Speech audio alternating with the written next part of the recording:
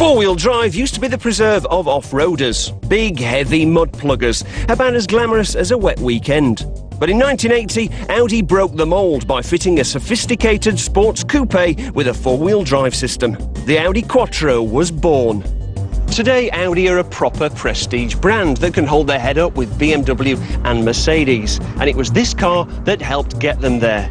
You see, before the Quattro, Audi were well known for making solid, dependable, but ever so dull saloons. When the Quattro was launched, all that changed. It stunned the motoring world and changed their image overnight. Audi was never the same again. The performance Audis that followed have taken the spotlight off this original car. But let me tell you, if you're looking for a real affordable classic, this car must not be ignored. And the best news is, you don't need a load of money. Just £7,000 will get you a tidy, high-mileage example. And let me tell you, that's not a lot of money for this amount of car. The big coupe shape was a breakthrough at the time. Now, you either love or loathe the flying brick design. But personally, I like the chunky lines and muscular arches as designed by Brit Martin Smith. The engine is a 10-valve 2.1 litre, which doesn't sound particularly impressive. It's got a couple of interesting features. One, it's a 5-cylinder, which gives it a beautifully charismatic engine note. Secondly, it's got an enormous turbo. Now, there's plenty of turbo lag, but that's just the calm before the storm. Put your foot down, and oh boy, above 3,000 revs does this baby go.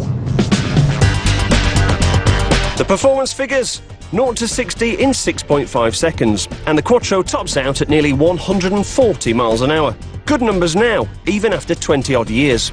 Remember also that this car was as expensive to buy in its day as a Porsche 911, and it was streets ahead in terms of braking, traction and road holding. The Quattro really did redefine what a sports car could do.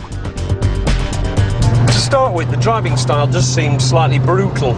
It's a funny feeling. You put your foot down, nothing much happens, then suddenly, whoosh, the power comes in a huge bolt and it pushes you back into the seat.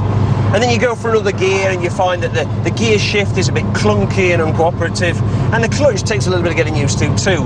But this is one of those cars that demands you concentrate and learn its ways. And once you've done that, you can drift along quite nicely and really get to enjoy the performance, and more importantly, the fantastic handling.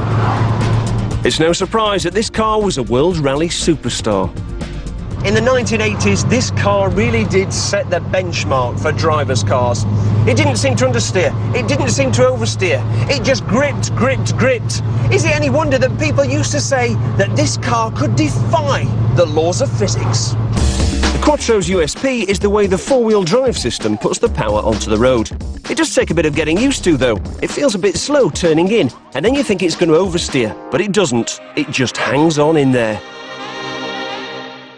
Perhaps you remember the 80s TV ad for the Quattro. A whole family were off on a skiing trip, a role for which the car is absolutely ideal. It's got 4 big seats, a sombre but comfy interior, and a decent boot. It's solidly built too. It's galvanised so it shouldn't rust, but do look out for badly repaired crash damage. You can pick up one of these cars cheaply. A tidy 10-valve will cost you about £7,000. A mint 20-valve, more like 15. But that doesn't tell the whole story. If you're unlucky and it goes wrong, you could be looking at very big bills. Servicing, including replacing a turbo or a clutch, is a lot of cash. And if the four-wheel drive system goes west, there'll be tears before bedtime. So don't buy one without getting it checked out by a specialist. Now, not many cars deserve legendary status, but this one definitely does. It single-handedly changed the way that we think about performance cars. It introduced four-wheel drive to the mass market and superb levels of road holding in all weathers to a B-road